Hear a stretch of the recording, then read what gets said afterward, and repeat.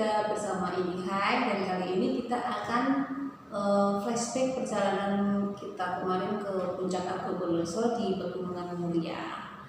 Oke, waktu itu hari Sabtu ya, kita sepakat untuk berangkat siang ya, antara jam 10 sampai jam 12 lah ya sekitar itu, dan kita planning untuk duhur di Rejenu gitu. Saya start dari rumah itu jam 10, terus ketemu sama Mbak Rini. Oh ya, kenalkan, ini adalah teman kita Mbak Rini yang kemarin menemani kita naik ke Argopuro bersama satu lagi Mbak Ina, dan tapi sayangnya beliau nggak bisa hadir di sini karena kesibukan. Jadi waktu itu kita ketemu di sebuah minimarket di sebelah Stadion Wijoyo Kusumopati ya. Kita ketemu di sana berempat, terus kita start ke Rejenu, sampai Rejenu jam 1 ya kita kemarin itu. Oke, sampai Rejenu kita jam 1, terus kita menunggu untuk makan siang, terus kita start jam setengah 2 atau jam 3 ya, setengah 2 ya, jam 2 setengah tiga kita start ke Puncak Argopuro. Oke, dan kita sampai ke Shishubatir itu sekitar jam 4 ya, atau jam 4 gitu deh. Terus kita sholat asar di sana, di sana dulu, snacking, minum dan segala macamnya. Terus kita naik lagi ke puncak sampai atas itu sampai sholat terakhir maghrib, pas azan maghrib di situ. Nah, disitulah kita menemui keanehan dan mulai merinding ya. Aduh, tiap kali flashback dia merinding. Kenapa? Ada nanti kita cerita. Dari situ kita mulai ada keanehan yang selama ini kan kita sering ya ke Argopuro udah berapa kali gitu, dan main-main aja, berdua sampai atas juga cuma berdua, sering juga ya main-main aja gitu, nggak pernah terjadi apa. Nah, tapi ya nanti kita cerita lagi terus lengkapnya. Mbak Rini sendiri gimana pengalamannya Mbak Rini, cerita? Ya, Pada saat di salto terakhir Mbak yang kita menemukan keanehan yang dari awal dulu. dari awal saya sudah merasakan keanehan. Dari saya minum air tiga rasa, ya, itu sebenarnya saya sudah rasanya gini ya, nyaman gitu, enak gitu. Tapi bentar saya kata dulu, Mbak Rini ini sebenarnya punya sedikit kelebihan. Jadi dia bisa merasakan hal-hal tertentu dari dunia gaib. Gitu. Istilahnya agak indigo lah ya Mbak. Iya, bisa ngerti punya kelebihan gitu, punya kelebihan di situ dia. Jadi ya, tapi nggak boleh sesungguh lah. Kita cuma apa? Ya. Mereka berdua pun juga baru tahu bahwa saya itu bisa merasakan sensitif. Ya. Terus setelah minum air tiga rasa, oke, gini ya rasanya. Karena ini pengalaman pertama saya naik gunung. Karena saya selalu izin dengan suami, selalu ya sangat sulit ya. 4 tahun atau 5 tahun ya saya izin itu baru bisa keluar. Sekali diizinkan langsung cus ya. Ini mereka pada ketawa-ketawa. Kita yang izinkan soalnya, kita yang minta izin sebenarnya sama suami saya. Oke, dilanjut. Ternyata treknya seperti itu, sejalan setapak. Oh ya, dalam hati saya sudah gini ya, orang naik puncak gunung gitu ya. Kayak saya main di halaman belakang rumah. Oh ya gitu. Tapi setelah sebelum ketemu makam yang pertama, itu saya sudah bertendangan gitu dengan dimensi mereka. Tapi dimensinya macam-macam, frekuensinya macam-macam. Jadi balik ke saya semuanya, rasanya badan itu rasanya gimana ya? Mau keringat dingin keluar nggak bisa, jantung saya itu sudah spot, tapi saya cuma diam karena mereka berdua kan belum tahu bahwa saya itu terlalu sensitif untuk hal-hal seperti itu. Yang tahu itu adalah Mama Hina. Cuma Mama Hina itu sudah bilang hati-hati ya Mbak, sudah bilang gitu. Tapi kan dalam hati saya sudah berdoa, ya Allah lancarkan perjalanan saya sampai puncak, sampai kembali lagi turun dengan selamat. Itu aja. Jadi dari awal udah tabrakan dimensi. Sudah.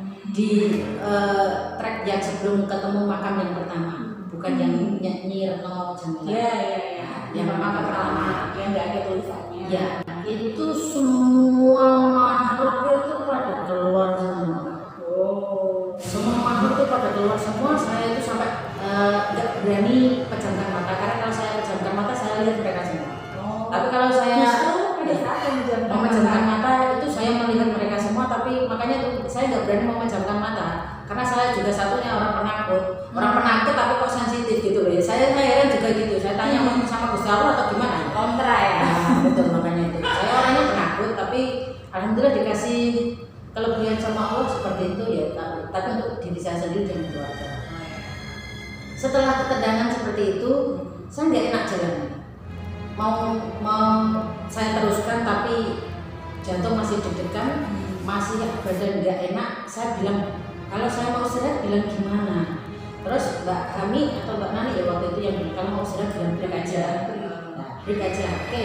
Setelah beliau bilang itu, entah 1 menit atau 2 menit saya bilang break. Karena apa? Saya berdoa dulu dalam hati, menenangkan diri saya dulu. Dan supaya mereka itu nggak melihatin saya terus gitu, nggak deket gitu, nggak semakin mendekat gitu. Karena akan diri ya, menenangkan diri. Jadi saya tuh harus komunikasi dengan mereka dulu.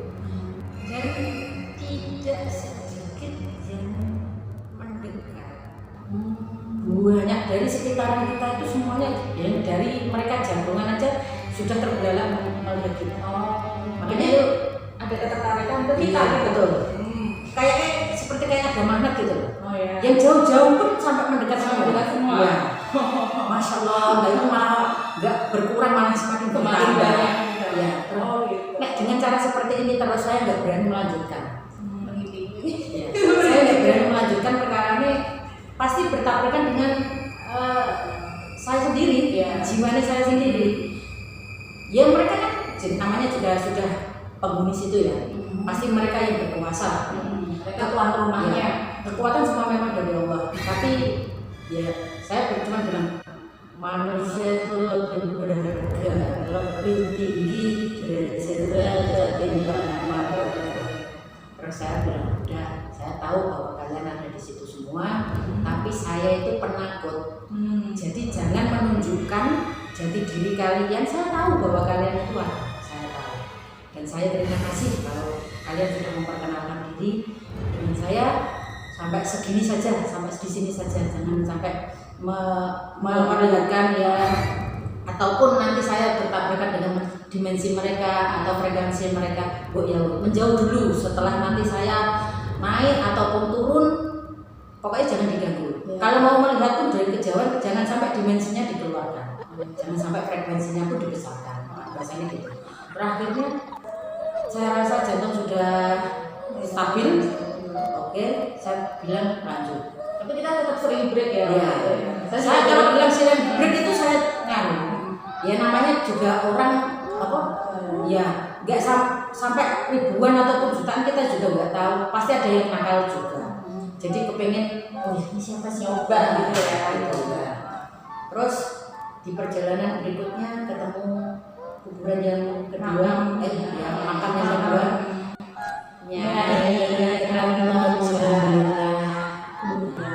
Disitulah saya, yang makam pertama pun sudah saya kirim doa ya, walaupun saya nggak tahu, tapi ya saya kasih simpulan lah. Di makam yang kedua ketemu makam Nyai Retno Jamila. Ya, sebelum saya berdoa untuk beliau itu pun mereka dia sudah keluar, tapi wajahnya gimana ya? Dia pakai rok putih, rambutnya rada bergelombang gitu, tapi wajahnya ya sedikit menakutkan pertama. Terus saya bilang, jangan wajah yang menakutkan, saya orangnya takut. Ya, terus dia bilang gini, dikasih wajah yang cantik, terus rambutnya langsung tergelung gitu. Tergelung ke belakang, seperti orang Jawa. Ya, betul. Tapi ke bawah, pojok ke bawah. Ya di kalau seperti itu, walaupun begitu saya nggak berani lihat, soalnya khawatirnya nek dengan ya namanya juga supranatural ya seperti itu ya. Matanya kalau seandainya saya selalu bertatapan dengan dia selalu, bisa-bisa kekuatanku diserot sama dia. Oh gitu. Ya. Nah, orang yang tahu seperti itu biasanya tuh dia mengalihkan padanya. Ya, saya selalu mengalihkan padanya apapun itu apa yang saya hadapi. Tapi kalau saya seandainya berani bertatapan muka dengan dia, berarti saya sudah siap. Jadi ada kemungkinan kalau misalnya kita memberanikan diri untuk menatapnya, dia bisa masuk ke kita. Ya, betul. Bisa terjadi yang namanya kerasukan. Bisa menatap karena apa? Dia kalau seandainya itu tuh totok lawang gitu loh.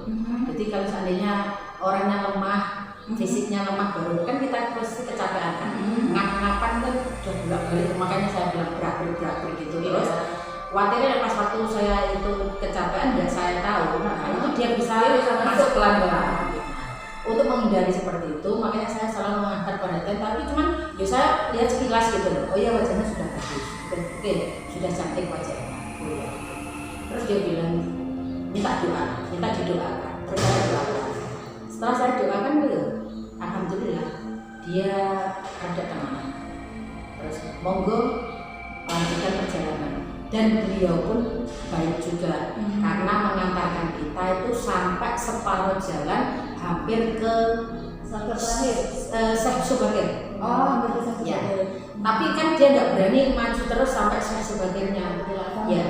Dia bilang gini, itu nanti ada tempat yang paling nyaman di situ Mbak, tapi masih jarak berapa meter. Tapi saya cuma cukup sampai di sini aja ya antarnya. Oke, terima kasih ya. Terus dia balik badan, saya juga langsung melanjutkan. Terus nggak taunya sudah sampai saya sudah itu kalau saya bilang itu tempat paling nyaman di trek Pilosa.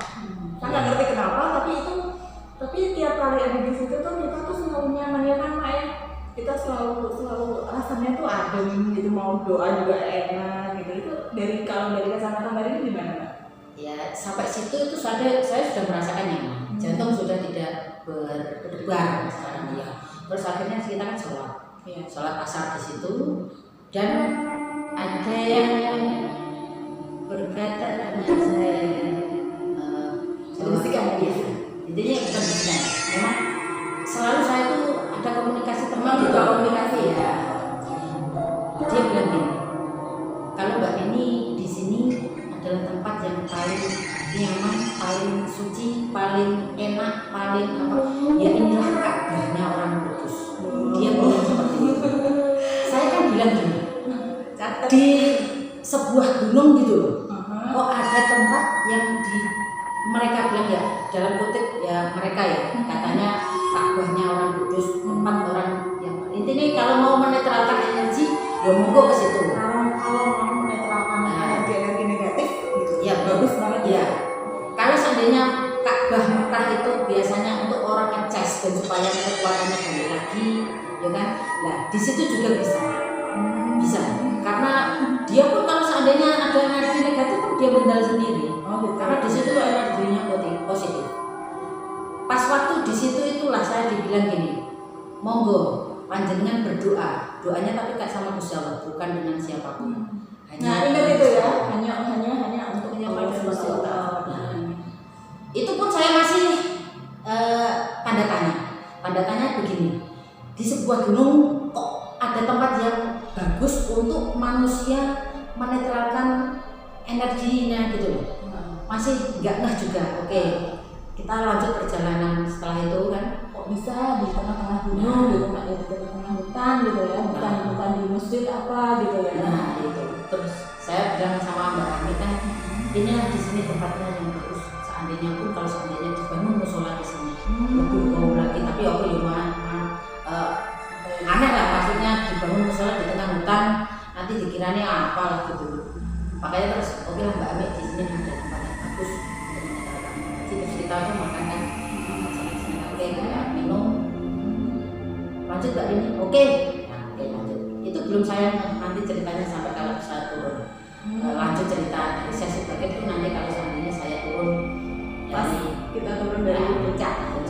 ada cerita lagi. Oke, dilanjut dari perjalanan dari Syekh Subakir ke pos 2. Nggak terlalu ada apa sampai kelas 3 juga nggak ada apa-apa. Ya alhamdulillah memang tempatnya memang sering dilalui oleh manusia, mungkin beda dengan orang yang jalur yang tidak dilalui oleh manusia. Terus kita ke hampir yang itu loh, pohon roboh Shelter terakhir. Nah itu di situ saya izin nangis gitu di situ. Izin nangis itu karena suasananya juga ya ngapasi gitu loh. Kita dapat senja tuh bagus banget di situ. Dan mereka tuh baru pertama kali ya, Mbak Rini sama Mama Hina baru pertama kali dapat apa suasana senja di atas gunung tuh baru kali itu. Jadi itu sesuatu yang menyentuh buat mereka. Begini, saya izin nangis dengan mereka ini ya kayak anak kecil. Boleh saya nangis di sini? Boleh. Itu ada rekamannya ya Mbak Nanda. Boleh saya nangis di sini? Kenapa kalau mau nangis? Kalau mau nangis mau aja. Ya saya nangis. Sholat pun saya nangis. Itu jadi ikutan nangis loh dulu kemarin itu. Ya orang bisa seperti ini, tapi nek seandainya orang nggak tahu, mungkin ya karena saya sensitif, saya tahu bahwa itu apa ciptaan Allah, pelukis sebesar apapun namanya dia nggak bisa melukis seperti itu apa yang dilukiskan oleh Allah. Makanya saya nangis seperti itu pas waktu saya sholat maghrib di situ. Saya nangisnya malah nggak henti, malah sampai ngap-ngapan saya nangisnya karena apa ya kebesaran Allah itu loh. Saya bisa melihatnya secara langsung di puncak gunung. Kita ikut bahagia. Makanya itulah yang Mama Hina bilang sabar. Terus kan baru sekali itu juga saya pisah dengan suami. Nggak pernah jauh-jauh lah dari beliau. Izin aja sampai 5 tahun baru diizinkan. Setelah diizinkan pisah dengan beliau 1 malam aja saya sudah nggak kuat. Saya ingat anak saya, ingat suami saya. Ya, nek dibilang so sweet, ya enggak gitulah. Enggak. Suaminya ini namanya Mas Arif. Dia tuh teman satu kantor kita juga, teman satu institusi. Mas Arif dengerin nih pernyataan cinta dari istrinya. Sampai nggak bisa tidur. Pagi-pagi bawaannya pengen turun aja dulu. Kayaknya suami ini gitu. Kalau nggak fokus jalannya bengong. Ya, katanya Mama Hina bilang, Mbak, ditanya Mbak Ani sama Mbak Ani opo? Loh, ya orang ngerti. Terus ditanya apa? Loh, masih Mbak Ani mikir Mas Arif kok gak cedul apa saya tekan ngisor. Dia tuh mikirin suaminya sampai kita tanya tuh nggak ngerti pertanyaannya apa gitu. Saking kepikiran suami di rumah. Udah kangen aja. Udah kangen banget. Suamiku makan nggak tahu sama aku. Nyata tidak. Sama saya tinggal enggak. Suaminya itu kalau ditinggalin Mbak Rini nggak bisa makan. Makanya bengong. Bengong. Oh, so sweet. Yo, Oke, setelah habis sholat, wah, kabut turun. Disitulah saya pertama kali melihat kabut turun secepat itu. Tapi saya nggak tahu kepanikan mereka berdua ini karena melihat kabut itu. Tapi saya bahagia, nyata ya. Darahnya goblok ya nggak tahu, darahnya orang pintar yang nggak tahu. Karena apa? Kita panik dia seneng. Iya, aku ini bahagia. Oh gitu toh, turunnya kabut itu seperti itu ya. Tapi iya, saya malah bilang gitu. Tapi saya nggak tahu bahwa mimik mereka itu malah ketakutan. Sampai kabut, saya balik badan kan. Yang saya lihat kan dari tebing belakang. Dari puncak itu. Ya, dari puncaknya itu. Oh ya. Terus setelah itu kan saya lihat yang di depan matahari sunsetnya kita itu. Kabutnya Ya. hari-hari di situ. Nah, itulah saya bahagia banget kali melihat kabut yang pertama kali langsung tuh kena wajah saya. Tapi mereka berdua nggak tahu ternyata mereka ini ada ketakutan atau panik atau gimana. Mereka pas waktu kita mau jalan bilang Bismillah dulu ya. Tapi saya kan rapet ya. Jaga jarak Penting itu udah. Tapi kan itu bahasa orang yang biasa mendaki gunung. Tapi bahasanya saya yang baru pertama kali, yuk saya mikir biasa aja. Kan dari awal juga nggak pernah jauh dari antara saya dengan Mbak Amin atau dengan Mama Hina juga nggak jauh-jauh amat. Oke, berarti kan nggak ada masalah. Dengan adanya kabut itu kalian berdua mimiknya beda. Itu pun ngehnya saya tuh pas waktu sudah di atas. Sudah, iya cerita-cerita itu. Ternyata itu di kebahagiaan saya itu membawa mereka berdua panik.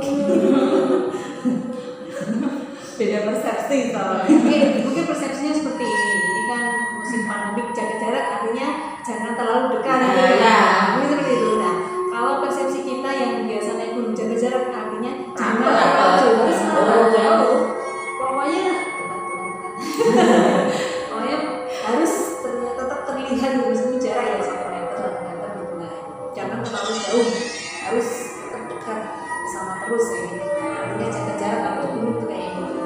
Jangan sampai ada yang setelah gitu. setelah dari pohon buku kita kan naik gitu, itu kan Ya nggak sama juga sih. dari ya merinding terus kalau ngomongin ini merinding terus ada apa nih gitu. Jadi dari pohon terakhir kan ada punggungan tipis gitu kan Mbak, tipis banget, kanan jurang, Jadi pinggir jurang, kita naik, udah malam, Tapi itu tali treknya terbatas. bener-bener vertikal Iya, gitu ya. iya. Manjat-manjat indah gitu. tali terbatas ya kan, dan mereka baru pertama kali itu manjat pakai tali. Nah setelah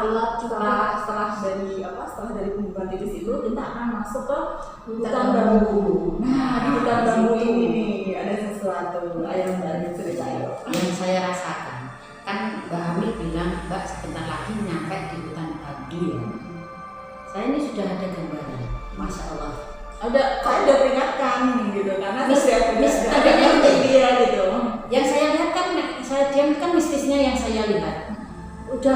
Udah terlalu besar lah caranya kalau mau masuk ya kalau mau dulu gitu. Ya, Oke, saya permisi dulu. Itu pun saya sudah bilang maaf, saya lewat dengan teman-teman, jangan sampai ada yang terlihat atau memperlihatkan diri.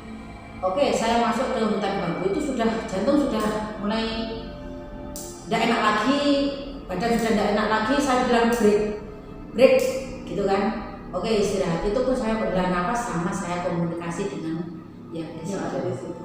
Saya komunikasi itu cuma bilang gini, saya itu hanya manusia yang hanya tinggal di bumi dan bumi itu memang miliknya manusia. Kalian punya dunia sendiri, jadi saya kalau mau lewat ya kalau memang ada di situ ya saya pulang menunggu. Saya minta lewat lah, dikasih jalan. Saya tahu bahwa kalian di sini itu banyak sekali dan saya lihat kayak nggak bisa dilihat sampai tidak terlihat. Nggak ada cahaya sedikit pun kalau di mistis mereka ya, di dunia mereka, di dimensinya mereka itu tidak ada terlihat sama sekali. Caranya wong Jawa kumplit siji wae gelap banget. Jadi dimensinya gelap di situ. Iya, dan saya berdoa sama Allah, ya Allah berilah penerangan untuk kami sampai ke puncak. Oke, setelah itu saya jalan lagi kabut sampai ke badan kita ya kan. Ya. Padahal itu di hutan bambu. Jadi kita merobos kabut. Iya. Biasanya kan kalau ada kabut tuh kita masih bisa lihat ya lah. Tapi ini enggak, kabutnya tuh di antara kita gitu. Iya. Dan itu di situ sebenarnya tuh nek saya karena sudah pamit, sudah izin, jadi rada nyaman. Tapi beda dengan pas waktu saya itu melihat di belakang, oh Mama Ina masih di belakang saya. Tapi kok Mbak Naninya jauh, tapi belum ngeh saya. Cuman kan bilang gini saya di dalam hati, ya Allah jangan sampai terpisah saya dengan teman-teman. Nah itu baru saya dengar suaranya Mak Nani itu bilang Mak. Nah terus saya bilang, woi kok jatuh-jatuh. Nah, Jauh-jauh. dan ternyata itu Mak Nani ini ada ceritanya sendiri. Tapi kita kan baru tahunya pas waktu di atasnya. Moga kalau Mak Nani mau cerita sekalian pas waktu di hutan bambu itu rasanya gimana? Kok sudah pada nggak ada semua gitu loh. I feel lost, yang merasa sendiri, nggak ada orang, nggak ada suara, nggak ada angin, nggak ada apa, benar-benar sunyi gitu. Nah di situ saya melihat ada Mbak Kunti. Mbak Kunti